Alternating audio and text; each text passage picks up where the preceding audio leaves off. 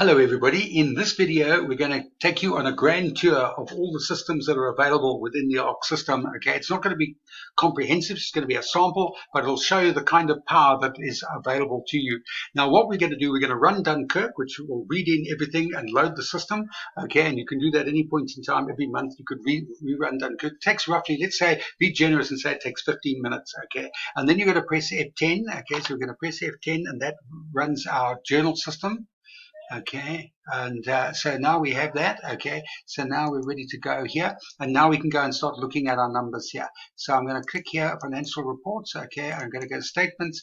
I'm going to go to my income statement. So this is the first of our reports. Okay, and now I can see here's my expenses 3593. I want to look at that because we'll balance that back to another report. Also my profit before tax 862816. Okay, now I can come out of here. Let's have a look at our quarterly reports. So now we can see the same information, but now we can see the different quarters and we can see how the numbers are made up. I can use Excel's paint facility and I can see 862816. I can prove the numbers there, and I've got the same thing on monthly. I can go to the monthly figures and I can see that I've got these numbers. Same thing, I can scroll right along there and you can see that it comes out at 862816. So I've got those numbers there, which is very nice. Now I can go to my balance sheet. Okay, and I click on my balance sheet. Every item is immediately available. The reports are instant. Okay, they're being developed on demand as you call into them. So I've got 13464 and 13464 balances.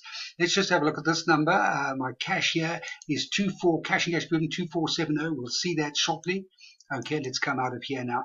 Okay, and now I can go back to my expenses. Now with expenses, we break this into two categories. Okay, the first category is expense control with our normal expenses like rent and consulting fees, etc., and we end up with a figure for expense control.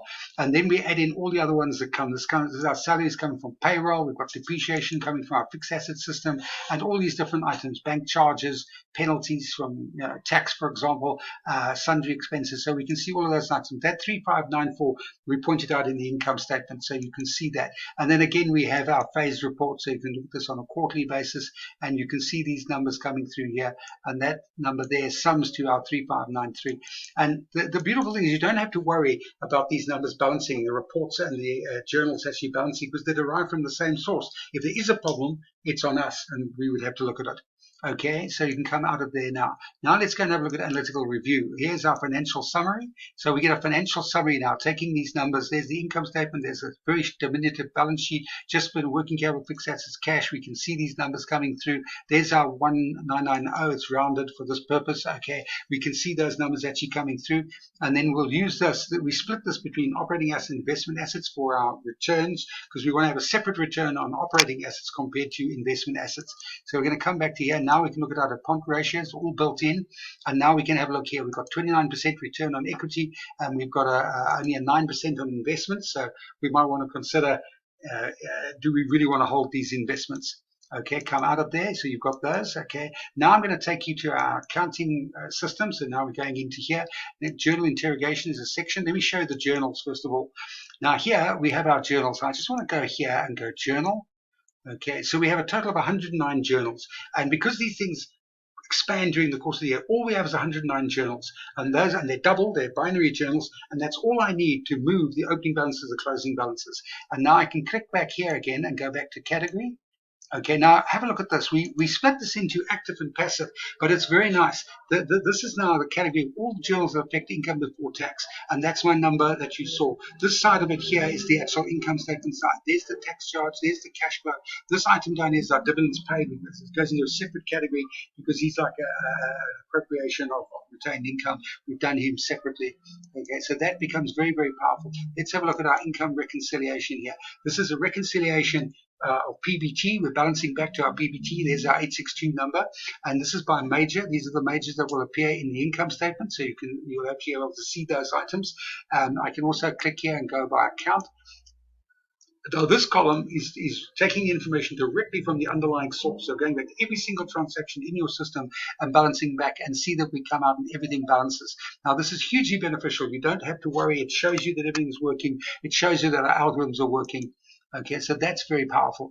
Okay, now let's come back and have a look at our, like for example, we go to our fixed assets. We go to fixed assets here. We can go to, no, I don't want to, I want reports. I want to go to my book values summary. So now, for example, I have my fixed assets, total lineup of my fixed assets here. Okay, and I can scroll across here. Okay, and I can see exactly what I've got down here. I can come back. I can go to my I can go to my depreciation, for example, and I can see there's my 641 that was in the expense account, and this is monthly. I can see that. I can also go and have a look at proof of depreciation, and over here I have proof of depreciation. You can see there's the 641 per the proof, and that's what I've actually got in the system, so it balances to 0. So it's very nice to be able to prove that. We can make deductions. That would be the full depreciation for the year, but we're making deductions for additions because they only start later in the year, for disposals because they don't have a full year's depreciation, and also expiry. So I can see exactly what's happening there. Okay, and then I can look at my same thing for tax values. I've got my tax summary here, and I can have a look at that. Okay, and then I've got this leads on to, and so it's the exact same for tax, but this leads on to deferred tax. So I can look at my deferred taxes. We calculate the deferred tax for the fixed assets, which allows everything to be programmatic. You don't have to do deferred tax as a separate option. It's built into the system. Okay, let's have a look at our notes to annual financial statements. I've got a movement. So this is a movement. I start off with this number, for example, and I can come across to here, and here's my closing items, and I can see exactly what's happened. This would be the note directly. This would go straight into your annual financial statements. Same with the carrying value. We can show this splitting between gross and depreciation for the current year and for the prior year, and we can see those items there. Okay, come out of here. Let's go back now to, say, our tax system here. So now we can go back to taxes here. And we've got taxes. Let's go and have a look at our VAT. Quick look at our VAT output tax comp. Here we go. There's our VAT comp. Okay, we can see the VAT comp. So that would be straight 15% on our revenue, but now we have adjustments, so we come up with 481. If I look back here and I go to my journal recon, this is showing that the VAT comp and the journals are balanced. Okay, and you can see that item. Just it'll show you some little thing we call a zinc report, where we make it so easy to take the information and put it into your government return. For example, in our case, the VAT 201. So I'm going to go down here, for example, August, and you can see these are my numbers coming through over here. And in fact, if I go submit, I put it like this, and we can actually shrink this thing to half a page, and then we can just take these numbers, and because we've got these codes here, we're telling you exactly where to put these numbers. There's only 5 numbers here that you have to worry about, and then I can click back here, so it makes it incredibly simple. And now I'm ready, and I can carry on. So that's incredibly simple to actually do your VAT return. Okay, you've got that. Let's finally go and look at our taxation. Look at our output, look at our tax comp. And I'm deliberately going very, very quickly here, but I want to show you the power. Once again, we have our 862816. Our tax comp must balance back to our PBT. Okay, we want that, and I can change this into any code that I want. I can go, for example, by tax code, and I can see all my tax codes here. It's got quite a lot of tax codes when we break it down like that. Then we have different ways of calculating the actual tax amount. Okay, and I can come out of here. I've got this one here, which is my summary. This does a summary of how the tax is calculated, deferred tax, and this combines current year, prior year, normal tax, deferred tax, and then asset and liability on the deferred tax, and shows you how everything works out and gives you all the balances in one sheet. So that's actually quite a powerful system. Okay. And this is all available for you. And what we've been looking at here is in real time. You can actually go and look at all these items, and you can see everything. So any of what you want for any of your subsidiaries in your company, you've got this immediately online available with total interrogation, and everything balances, and you've got perfect harmony. And we think this is really important. One last thing I want to add in is that you've got to measure, you've got to evaluate the cost of actually doing your accounting. Okay, how long does it take for you to do the monthly accounts? Maybe it takes 2 days, 3 days. If you measure that in rand terms, talking for South Africa, this is probably going to cost you somewhere in the region of 6,000-7,000 rand. That is more than our annual fee, and that's just for 1 month. You've got to repeat it every single month.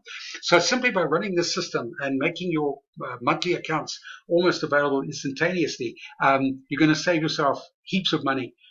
So we think that this has got to have a place in the market, and that everyone who actually uses the system is going to benefit greatly. Thanks very much.